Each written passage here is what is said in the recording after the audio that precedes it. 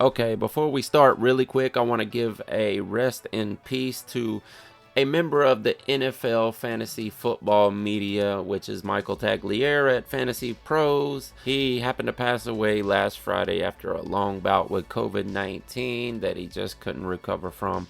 I never knew Michael Tagliere personally, but I had interacted with him several times, and his work and diligence and research helped me out so much in this game. So just wanted to say rest in peace, Michael Tagliere. Welcome back to the Hurry Up Offense, fantasy football news and advice in under 10 minutes for week 4. Jesus, it's already week 4 of the 2021 NFL football season. I am Smokey Rameriz, your fantasy football pro. Let's go. Today's topic, I want to talk a little bit about the illusions of what fantasy football analysts will give you. But first, let's get into the news. Rashod Bateman has been activated from the IR over in Baltimore. Now, this doesn't necessarily mean that he's going to play this coming week, but it does mean he's eligible, and he will be playing very soon. Now, if you're really hurting at the wide receiver slot and you need something, this is a rookie that analysts all over the globe had high hopes for coming into the season before he was put on IR. So if you really need to pick up someone and you don't have much faith in Hollywood Brown to continue at the pace he was on for the first 2 weeks of the season, considering the drops that he had in the last game, then you might want to pick up Rashod Bateman and hold him and see what happens. Sad news for one of my bold takes this season. A.J. Brown is going to miss at least a week or two at the moment with his injury that he suffered in week 3. Poor guy had a hamstring injury. And speaking of that, it must be going around because Julio Jones is also up in the air for week 4 because he has a leg injury. Now, if both of these guys are out, it's really up in the air as to who's going to be the number 1 target for Ryan Tannehill in Tennessee. But we do have Chester Rogers, Nick Westbrook Icon, easy for me to say, Cameron Batson, and our boy Josh Reynolds. Don't forget Racey McNath. Now, I really don't think any of these guys are going to be super helpful to your team because it may just be some spread out committee amongst these guys. Who knows? Or we could see a Chester Rogers breakout. I don't know about that. Maybe Derrick Henry's going to catch more passes. Either way, I wouldn't bet the farm on any of these 5 guys. We really don't know what's going to happen if Julio and AJ were to miss at the same time.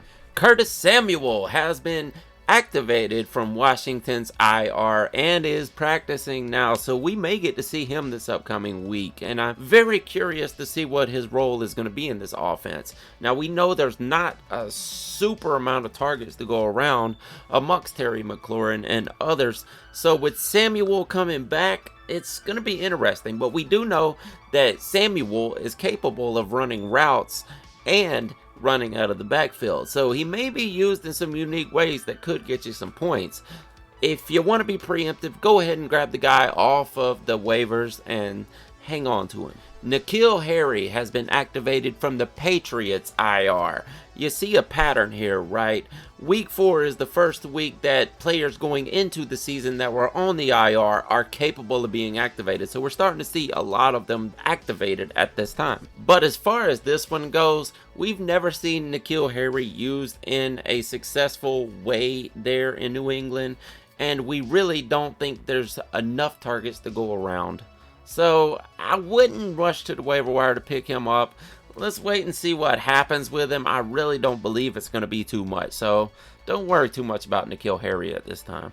Down in Tampa Bay, Giovanni Bernard has a sprained MCL, and right now it is a 50-50 chance that he will play this week. And if he doesn't, load up on Leonard Fournette. And I know I keep saying load up on Leonard Fournette, and it doesn't seem to get you a ton of points, but that's just how this backfield works. Under Brady, under Bruce Arians, under Tampa Bay at the time because of the dynamic they have.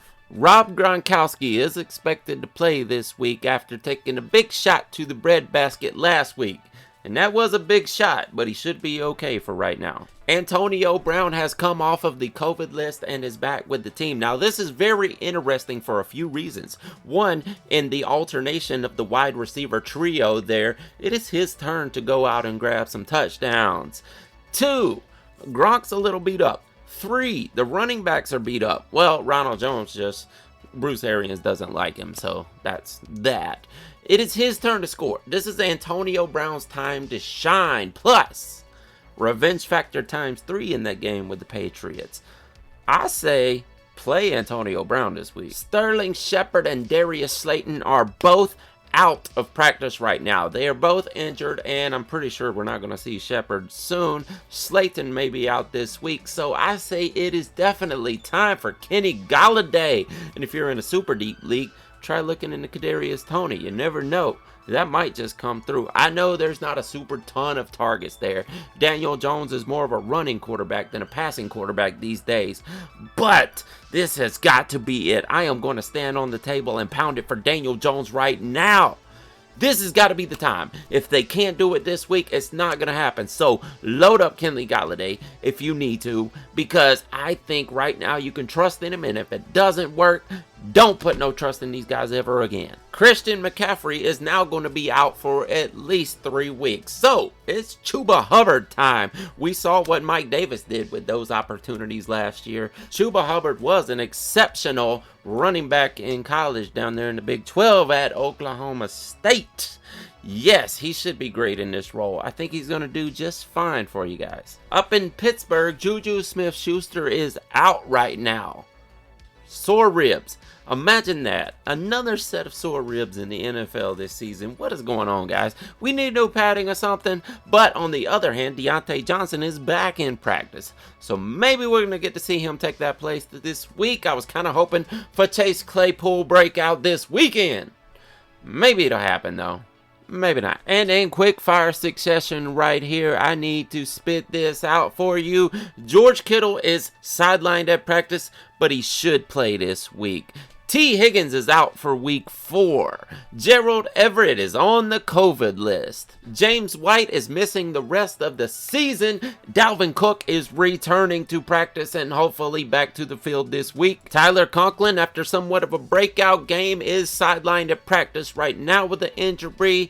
And Jamison Crowder returns to practice just as Elijah Moore starts missing practice, so we might see the handoff of the baton there if it really matters to you. That's it for the news this week. Let's get into the game theory portion of the show, and that is the illusion of what the analysts say. And I'm specifically talking this week about the phrase that a lot of analysts love to throw around about buy low, sell high. Now, here's the problem I have with it. The fantasy analysts offer their advice in the assumption that most of you guys are playing newbies. That's what it is. They think that you are the only one that is listening to the content, that is taking in the information, and everyone else in your team is just playing based on the news they get off of the platform that they are playing on.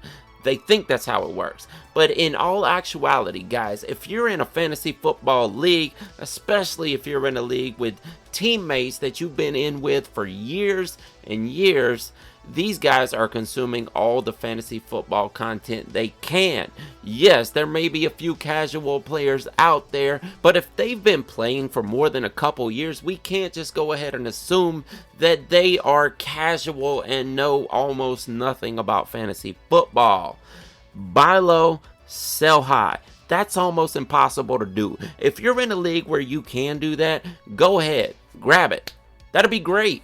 I heard a fantasy analyst just this week suggest that we can go out and turn Tyler Conklin now out of his breakout game into TJ Hawkinson because of a bad game. I guarantee you 99% of leagues that is not going to happen. If you are in one of those leagues, however narrow that margin is, if you happen to fall into that, then please take advantage of it by all means. But if you are not, and most of us are not, definitely most of us, dang near all of us, are in a league where that is not going to happen. So we have to dig deeper and deeper into the material. We have to follow the cycles and trends. Yes, I said it because that's what this game is all about. Some people are numbers guys. Some people are cycles and trends guys. I'm a cycle and trend guy. I love to follow the cycles and trends to try to predict what's going to happen next. I'm not just in it just to take advantage of new players. Hell, most of my time in fantasy football, I've spent it helping new players figure out how to play. And that's why I do this right here for you guys each week, because I just like teaching people the nuances of fantasy football. But yeah, that's it. Just be aware that you can't just blindly follow the fantasy analysts out there, because most of their advice is absolutely based on the listener being in a league with newbies, and you are the only smart person in your league, which is almost never happening, guys. If you've been stuck in a cycle for so many years and you're not really winning your leagues, and you listen to this one specific fantasy analyst, be aware that the analyst might be the problem. Dig deeper into the material, and I'll see you next week. I am your fantasy football pro, Smokey Rameriz. I said it all out of order, but once again, I'll see you next week. Deuces.